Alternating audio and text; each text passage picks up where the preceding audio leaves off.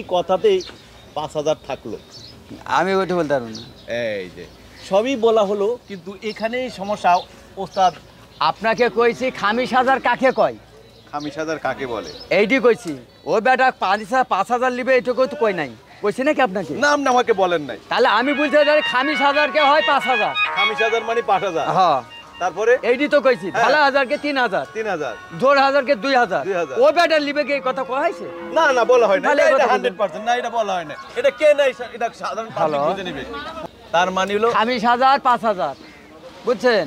ঢলা হাজার ৩,০০০, ২,০০০ জোড় হাজার, বুঝছেন? মানে ২,০০০কে জোড় হাজার কয়, শিখ হাজারকে শিখ হাজার কয়। শিখ হাজার মানে হিটেক কয়? ১,০০০। ১,০০০, শিখ হাজার ১,০০০। হ্যাঁ, খামিসশো ৫০০। খামিসশো হ্যাঁ, ৫০০। ৫০০, ঢলাইশো ৩০০, জোড়শো ২০০, শিখশো ১০০, ৫০। ওরে সর্বনাশ, তার মানে ৫০ টাকা বন্ধক ছাড়ে না। হ্যাঁ, ছাড়ে না। দর্শক, মানে এমন তথ্য, এমন বিষয় ভেঙে দিলেন এই যে সুখচান ব্যাপারী, যে একজন গৃহস্থ যদি যে বোঝে না, গরু কিনতে আসছে, যে ভাই আমার একটা সুন্দর গরু দেখে কিনে দেন, আর সেই গরু কেনার পাশে যদি কোনো ব্যক্তি আসা এইসব ভাষা বলে, তাহলে কিন্তু বুঝবেন খামিস হাজার মানে হলো কি, তারপর হলো ধলা হাজার কি, তারপর হলো খামিস শো কি, তারপর হলো ডবল কি, ঢলাইশোকে ৩০০, জোড়শোকে ২০০, শিখশোকে ১০০, ৫০কে ৫০। এই ভাষাগুলো উচ্চারণ করে। যে গরু কিনতে আসে হে কি ৫০ বোঝে টাকাও ছাড়ে না, ওই মানুষটা কি বোঝে?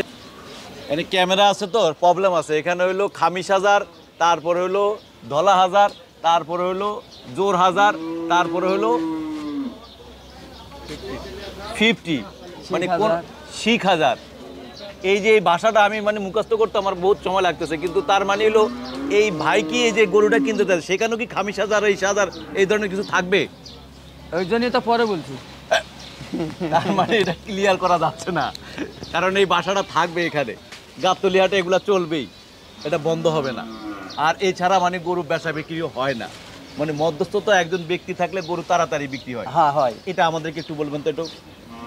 আমি গরুটা কিনা ধরেন, মনে করেন এই গরুটা আছে ৩ মণ ১০-এর, গৃহস্থ বলবে যে ৩ মণ হবে না, তখন মধ্যস্থল বলবে যে তার পাংনি আছে, সে বলবে না এটি ৩ মণ ভালো আছে, তাহলে ১০ কেজি হবে, বুঝছেন?